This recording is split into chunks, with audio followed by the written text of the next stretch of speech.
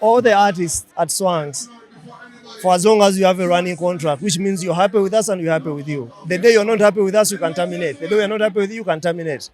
So until when we make an announcement that we are not happy with one of our artists, I think you can always assume we are happy with all our artists. Yeah. So you're happy with their behavior? We don't have a problem with any of our artists. Yeah. Thank you very much. And we think, everyone is who they are. And we are not in the business as a record label to shape people into who they are not. We're in the business to guide their music careers and how to make the best business decisions around music and their lives, but also we have boundaries. They are still their own human beings. And we are very respectful of that. Mr. Julius Kyazze. Yes, sir. Yes, boss, how are you? I'm all right. How are you, sir? Okay, it's a 20th Roast and Rhyme. Yes. And it's a Reggae Raggamuffin. Yes. Yes, let's first go brief into that, the theme and the lineup tonight. So this is one of those most exciting editions of Roast and Rhyme, supported by Beolaga. Every February into March, either the first weekend of March or last weekend of February, we gather at the Jahazi Paya and just have a celebration. Just have a good party with friends by the lakeside. And that's what Roast and Rhyme has been doing for the last 9 years. Yeah, so every February we are here and October. Then in June we go up country. We go to Ginger, yeah. Okay. Yeah. Still again this time we're going to go to Ginger? We shall go to Ginger in June, yes, yes. Okay. Well, look at the lineup. We're seeing Viper Ranking, we're seeing Double Black, we're seeing Wake Up Band, we're seeing Cindy, we're seeing King Michael. Yes. Why do we come with a selection of those? So when you look at the lineup for this year's edition, Reggae Raggamuffin, it's a very dancehall. It's heavily, purely dancehall artists.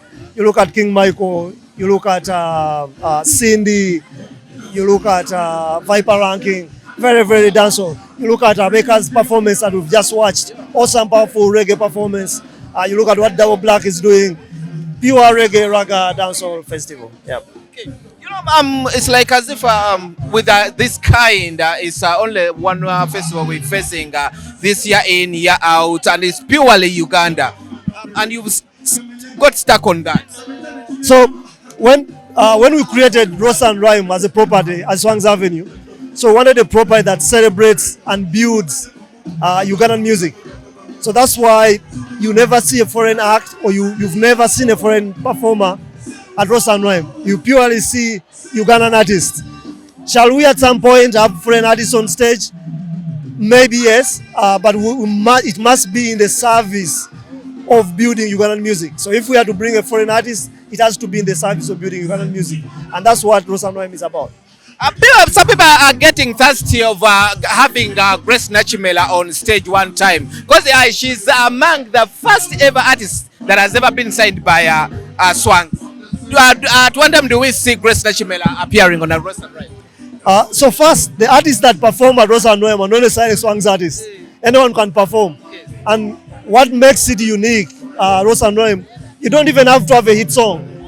Like, we are not looking for someone who has a big song. No, we are looking for that artist who will give people a good experience. So that's why you find a person like King Michael is not a training artist. You find an artist like Maddox performer at Reggae Ragga. He doesn't have a hit song right now, but we know he will give our revelers the experience that we want them to witness and be a part of when they come for Roast and Rhyme. It's a Reggae Ragga, and we know when Morgan Heritage were here, and that was 2017. You were involved. Yes. And a guy just recently, Peter, passed on. Your condolences and what you remember, because you are among the organizers of Morgan Heritage in 2017. Yeah, it's very sad. May the good Lord rest his soul in peace. Peter passed a few days away. I personally had become friends with the family. We've actually been trying to do a show with Morgan Heritage in Ghana, one of our branches in Ghana. And those conversations have been ongoing, but it was such a sudden, and I don't think he was even sick for so long, because they've been having long-term conversations for different shows and different partnerships. But it's sad, it's unfortunate, yeah. May God rest him in peace. Yeah. If we talk about the spraying of wings of Swangz Avenue, last Saturday you guys are in Ghana now. We have in Tanzania. How many countries are we in right now at Swangz? So we are moving as Swangz and a couple of other subsidiaries, other groups of businesses that we run in the creative industry. And collectively now we are in 4 countries. It's just us expanding, trying to do what we've done in Uganda and see if we can take it to another market. And soon there will be some exciting new announcements in terms of artists that we'll be working with in the different markets. Yeah, we're really cooking up some exciting stuff. Since in Ghana, we are in Ghana, and we know when we talk about acting and music, the focus is always coming from Ghana, then it's praised somewhere else. Are we seeing this year any collaborations? Because I was talking with Azawi, it was an interview, and she told me with a deluxe she's doing, you guys are connecting her to the Ghanaian audience.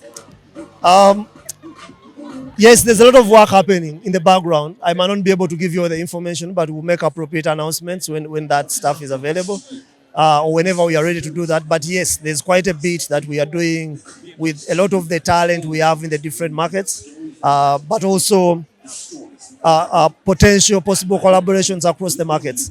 And we'll make announcements. We have a couple of artists in the different markets that are under development. Before we announce an artist, we've worked with them, prepare them, groom them, get them ready for release. So we have a couple of talent across the different markets. Yeah. When we talk about Ugandan music and being a label that has been able to contain the Ugandan industry, to say that it goes somewhere, you as Swangz have a new leader and a label that has contained it.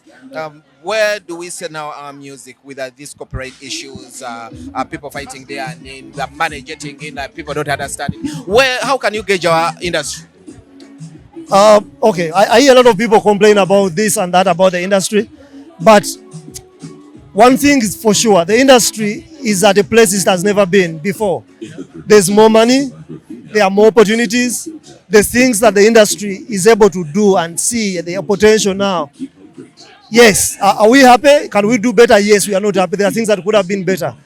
But don't get it wrong. This is the best time to be a musician. Musician, the kind of money they are making now, their peers before didn't make it. The level of distribution they're able to access, their peers did not get it. And you see this in every African country you go to. Everyone complains about copyright and all that. But copyright will still not help you if you don't have music. Even if that law is made in a way that favors you, you still must have a powerful product to sell to people. People must want to consume it. You can't be screaming copyright, but you're not even creating a product that needs to be protected. So sometimes I feel people are worried about the wrong things and not focusing on, what is the most crucial thing. And I'm not saying the fight around copyright is a waste of time. No, that's not what I'm saying. Because there's actually the law is in place. But we are not also doing enough as creatives to make use of the law. So I feel we need to do a bit more at that front. Yeah. There's an issue of a split sheet. People are fighting for copyright. But if you go in studios and the artists are not ready to give in those who have put in enough work or effort on their songs, and people are fighting for copyright, is it right if we don't have a split sheet in studios and the artists themselves are fighting for copyright? I think there's a lot of ignorance in most of these conversations. But we shall learn. Most of these things are new to most of us, but there are new ways of work that the entire industry globally is practicing, and we must adopt. Things like split sheets. Every studio needs to have one. Or if you don't have one, everyone must have a management team that understands this language, that can deploy lawyers and make sure they are solid contracts in place. We must adopt, or if you don't do that, then your chances to prosper or make money from music, maybe small. Okay, you were the pioneer founder of, you were the first president of WUMA. Before it was Ugandan music, there was an additional something there. And what we're seeing, is WUMA still on the right track when you guys were starting as a pioneer president? Is WUMA still on the right track? Yeah. I think they've done a lot, especially leading creative. I think is one of the most stressful or unpredictable ventures you can ever take on. So I don't want to be and start criticizing the leadership and what they've done, because it's difficult. It's already hard, and they've done something and they've tried, and I'm proud of what they've done, because these guys have done what I couldn't do this long. So if I start criticizing them, it's very hypocritical. Yeah, I mean, I quit. I didn't finish. I couldn't keep up. I had other demands on on my business side, on my family side, and I was honest with myself. And I said, you know what? Let me pass on this to someone else who can carry the cross. So they are very bold. They did it. They took it on, and I'm grateful for that. Kyazze, on a lighter tone, on a lighter note, what made you throw in that away? So in the beginning, I'd never asked to be a leader of the association. The artist, my name was put in the hat, and people like Mose Radio pushed so hard, and so I was like, you know what, this benefits all of us. So if my colleagues think, I'm the person to lead them, yeah, why not? So I gave it a shot. But I made a miscalculation in terms of my time allocation. So I thought it's something you run the way you'd run like a village meeting or a wedding meeting, a group of creatives. So, you meet once a month, look through the activities you've done. So that's the kind of mindset I had when I said yes. But I quickly realized that that mindset can't progress the industry, or you have to make the time. So quickly, the decision was very clear. Do I have the time to service the association, or am I going to shortchange it by putting it on the back burner? And I believe I did what was right for the association. My last one or two questions is about AI. We're seeing AI at the moment is penetrating the industry, and I believe Swangz Avenue is one of the right now affected with Azawi's song "Bring On" radio, the late Radio Mose's voice. Are we benefiting from the AI thing, and you who have it has affected you already? How do you see the AI? Frankly, even as a business at Swangz Avenue, we are pro AI. Like, there's a lot of stuff we are doing. People don't even realize we've been using AI for a long time. There's another video I think we did last year. It has Bob Wine and Shiba that are clearly cloned. It's not them. Our even production practices, we borrow tools. We are very pro AI as a business. So we monitor it and see, okay, how is AI going to help us? How can it potentially affect us? But how can we make best use of it? You look at the issue with Azawi, the thing you're talking about, Masavu, the remix. It depends on who you ask, but we actually don't think it's a problem, because we own the copyright, it's our song. So if you make 10 other versions and we are still getting paid, we don't have a problem with that. However, the danger is, if we don't like it, you're still breaking the law, because you need permission. Well, if it works out, we have a decision. We still make money. If someone messes up with our song and makes a different version, we still own the content ID, so we still get paid either way. So the choice is, do we like it? Do we like the song? Don't we like the song? But the fact is, by law, you must get consent. Yeah, you have to come and ask the owner of the copyright if you want to do a remix. And in this case, this young man didn't. Yeah, but... And we saw the thread on the internet everywhere. The thread was from up to down, down to up. Somewhere we saw Azawi and Weasel like jumping into that thread, and there's a statement that Weasel said, should we the original demo, or to be Reggae? And I'm like, as if he was saying, it's not AI, the song is ours. So, it's all marketing. It works. It did work. Okay. Yeah, it worked. Masavu, think about Masavu. The times of Mose, no one was saying Masavu. It's been street lingo. So, but it worked. The conversations worked. Yeah, everyone has been talking about the song. Song is number one on every streaming platform. So we need some more people maybe to come mess it up more, or make some funny claims. Yeah. One last jab. Yeah. Only one like this. About Winnie Nwagi. Yeah. Everyone has been looking for you for you to comment about Winnie Nwagi's behavior, the way rumors have been coming out day in, day out. She'll soon be chased out of Swangz, and we were looking for Kyazze to clarify, because you're the boss, you're the top. Is Winnie Nwagi stable in Swangz? What do you mean when you say Winnie Nwagi's behavior?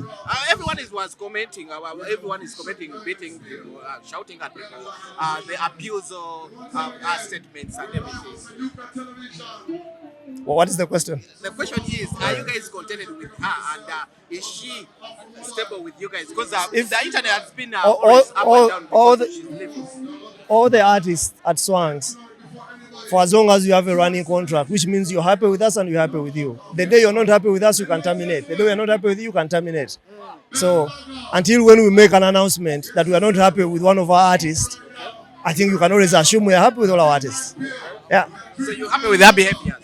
We don't have a problem with any of our artists. Yeah. Thank you very much. And we think, everyone is who they are. And we are not in the business as a record label to shape people into who they are not. We're in the business to guide their music careers and how to make the best business decisions around music and their lives, but also we have boundaries. They are still their own human beings, and we are very respectful of that. Very good, very good. How is Bell? Be here. Belaga ya kabiyo. In Luganda, the way bajita HD. HD. Hey, HD. Bell. It's a 20th Roast and Rhyme. How is it? How is it moving? How have you guys jammed on a reggae raggamuffin as Bell? Honestly, Belaga exists to let the good times flow. We started the party in 1950 and we have been out every single night, enabling people to have a good time.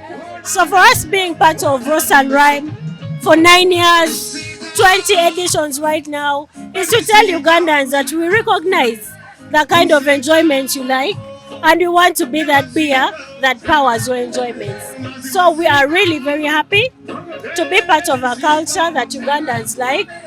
If you've noticed over the years, there was a point where Roast and Rhyme even never used to announce artists that are coming, but people used to turn up anyway because the experience is nice. People love meat and beer. Just that was enough for them to come. Coupled with good music, honestly, the numbers don't lie. For us to be part of this experience that Ugandans love is a very, very good opportunity for us to celebrate with Ugandans. Let's talk about the fashion today, the fashion we've had along people. Green, yellow, red, black, reggae vibes, plus a Belaga. Honestly, it's been nice. People have really dressed up. Personally, I never knew that Ugandans love reggae music until today. People invested in outfits and people just stand up. It's been beautiful. But for me, what has even made it more beautiful, that everyone is holding a bottle of Belaga, it makes our experience whole. So it's been a beautiful evening, really. Yeah. With the lineup you guys came up with today, we sing Michael, we sing Cindy, a makeup band, we sing a Double Black, we sing Viper. Yeah, it was a mix of as if nostalgia. Yeah. DJ Michael, I don't know when he last released a new song, but that guy's music is timeless. Yeah, since high school or primary school, I don't remember. Until now, we still dance to his. Michael, is that all? I've not said that. What I've said is that his music is timeless. But anyway, Viper ranking, his song Omuliro Munji, it's one of my best. Abeka, besides their quality of music, the songs they chose to perform, it's been beautiful. People have been, I know you've seen them, people have been dancing, honestly enjoying from the start, since when, midday until now. So it's really a good experience. And to be part of this whole experience, to make sure Ugandans can access this experience, is something we live for as Belaga. Yeah.